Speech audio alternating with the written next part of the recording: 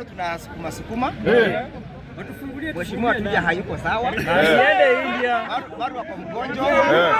Ndio tunasema harambe.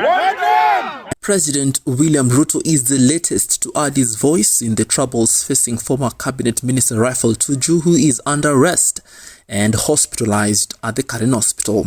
Ruto has hinted that Tuju deserves the troubles he is facing, but only needs good advisors to bail him out from the predicaments. Unajua hata juzi wameenda kudanganya Tuju. Wameenda kuangaisha Tuju. Wanaenda kumwambia Tuju enda jifiche kwa bedroom yako, alafu enda sema ati umekuwa abducted. Just imagine. Tuju needs honest friends. Tuju needs honest advice. Asaidiwe. He doesn't need scavengers who are trying to scavenge about the misfortune of a citizen. Wale watu wanatafuta maarufu kwa shida ya Mkenya mwenzao. The head of state has told Tuju to watch his back, even as he lashed at the opposition leaders for taking advantage of the former Jubilee Party SG situation to gain political mileage. We want Tuju apatiwe advice so that he can be helped, mali yake yokolewe na yeye asonge mbele. Lakini hahitaji wale matapeli wakora wanaenda kumsumbua mtu, mpaka hata wameenda kuleta jina ya Uhuru Kenyatta wameingiza kwa hiyo matope yao. Hawa watu ni bure ama si bure? Ni bure ama si bure? Waende ama si wasiende? Waende wakiendaka, si ndio? Tuju was rearrested when he resurfaced after his alleged disappearance on Sunday. He, however, remains in hospital after suffering what it terms as injurious arrest and spends the night at the Karen police station. Tuju revealed he went into hiding for 2 days after spotting a suspicious numberless vehicle trailing him. Fearing for his life and distracting police, he abandoned his car in Karen and hid with the family in Kiambu. But the DCI have disputed these claims, terming them as attempts to boil political tensions in the country. We only deal with criminals and deal with them according to the law. Ndio unaona wengine wanajiabduct. Mtu akiona ati ndio apate sympathy sasa, surely, and I have to say this express. Juzi jana nikiwa ndege nimetoka London, ninaambiwa ati Tuju amepotea. Nikasema ati nikaambia DCI amepotea. DCI kaniambia familia yake wanasema amepotea, lakini uchunguzi wa serikali ako kwa nyumba yake analala. So unajua hata serikali inajua uko wapi, si ndio? Umelala wapi, saa ngapi na nani na hiyo mambo yote. So akaniambia waziri usiwe na wasiwasi. Huyo mtu alizima simu, na mara ya mwisho kuzima simu yake amesima kwa nyumba yake na ni bedroom. According to the DCI boss Amin, forensic analysis contradicted Tuju's account and established he remained inside his home throughout the reported disappearance. He said suspicion grew after Tuju's family denied some officers access to the current home. Na amejifungia pale. Nikamuuliza DCI, siwende pale sasa uulize kwa family. Asema hapana, familia yake wamefunga gate. Wamesema walienda police station wakaripoti ati amepotea, lakini wakasema msikuje nyumbani. The DCI boss said investigators tracked Tuju's movements and established he was in his house even after his phone was switched off at 6:16 p.m. The Interior CS Kipchumba Murkomen has accused the former CS Raphael Tuju of staging his own disappearance to gain sympathy. So today, the IG aliamurisha police kwenda kwake kwa lazima, because somebody cannot incite the public and to cause unrest in this country in the name of abduction. Aliposikia polisi wako gate, akaita media, kasoma habari, akasema nilikuwa nimejificha. Yet his family walikuwa wameenda police station. You know, these theatrics must come to a stop. And these repetitive theatrics must come to a stop. But the opposition have had none of that. The former DP Rigathi Gachagua says President Ruto has a hand in the issues facing Tuju. Gachagua has told the Luo community to defend Tuju, describing his troubles as state-sanctioned. The DCP party leader argued that the president is the only authority who can mandate police to act in such a manner, and any directive must involve direct communication from the head of state.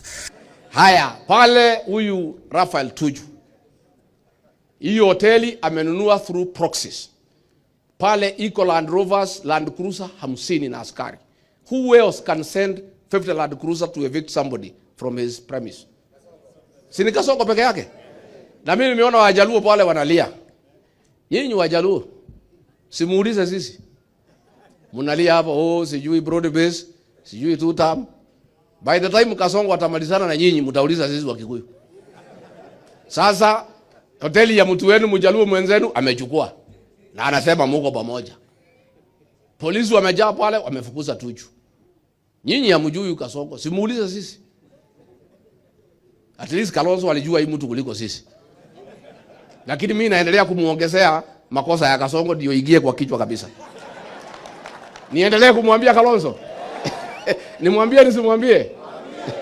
Sasa Gachagua says Ruto is presiding over a struggling economy and focusing excessively on business ventures instead of governance by expanding personal commercial interests across multiple sectors, while key public services, including the healthcare, continue to deteriorate.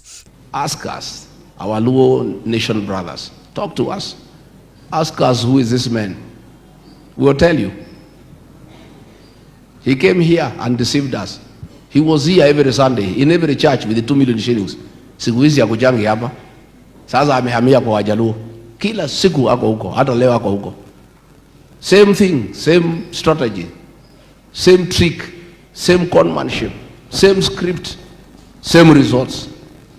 Nyinyi Wajaluo, haya. Sisi hatutaki nyinyi mabaya, ni marafiki zetu. You are Kenyans. But we are telling you, talk to us. Raphael Tuju is one of your own. Amenyang'anywa mali yake yote na Chebet, proxy ya William Ruto. Na nyinyi mko pale mnapigia William Ruto makofi. Na amenyang'anya mtu yenu hoteli yake. Na bado akimalizana na nyinyi mtatuambia. His Democratic Action Party Kenya counterpart Eugene Wamalwa has claimed the administration had brought in a corrupt influence similar to Adani, alleging attempts to quietly reintroduce the investor through undisclosed arrangements. Not all vultures are scavengers. Some vultures are scavengers. But vultures are those that first visit the site and carry. Scavengers come later to scavenge around what is left. Vultures even kill. But we have been told that we are scavengers. Now I want to say, if we are scavengers, then you are the vulture. Because Raphael Tuju believes that you, Dr. William Samoei Ruto, has a proxy called Chebet, and we know you are linked to Starbucks. Meanwhile, Kalonzo Musyoka, the leader of the Wiper Democratic Movement Party, has called on authorities to follow proper legal channels in enforcing court orders and resolving proper disputes. Tunasema kama scavenge ni kufanya haki kikatiba, kisheria, basi na iwe hivyo. Sisi nia yetu kubwa ni kuhakikisha kwamba haki inafanyika kwa mambo haya na kwamba wananchi wa Kenya wasiwe wanatekwa nyara. Tuju is not a terrorist. The way it was handled yesterday in our presence showed nothing short of a terrorist attack on a Kenyan whose rights are very well established in the Constitution. Kwa hivyo tunamhimiza Mheshimiwa Ruto kwa sababu anasema Bwana Tuju anahitaji kuwa na marafiki wa kweli. Yeye sasa ajitokeze hawe rafiki ya kweli. Wacha sisi tuwe mascavenger. Na yeye kwa sababu ndiye anashikilia nyama na nyama ni title deed ya dari, yeye ndiyo voucher anaishikilia. Tunamwambia aiangushe, akiangusha jamii ya Bwana Tuju itapona. That's all we are asking. The leaders said the issues surrounding Tuju's property highlights broader concerns about governance, the rule of law, and protection of private property rights in the country. On his official X account on Monday, Sifuna linked Tuju's disappearance to a method for resolving private commercial disputes, demanding more attention to the events that led to his disappearance. The ODM leader further linked Tuju's disappearance to a Chinese businessman who was deported explaining that the current regime deploys dark arts to force outcomes in commercial disputes.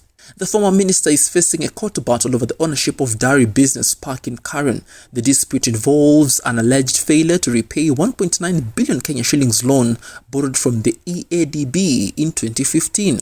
The properties include NTM Sidai Wellness Sanctuary of Tree Lane, Karen, and the Tamarind Karen and the Dairy Business Park off Ngong Road. Tuju had written to the Inspector General of Police Douglas Kanja protesting what he describes as an unlawful police occupation of Dairy Business Park. In a letter, Tuju claimed that more than 100 police officers raided the premises in the early hours of March 13th without a court order and remained stationed there for nearly a week.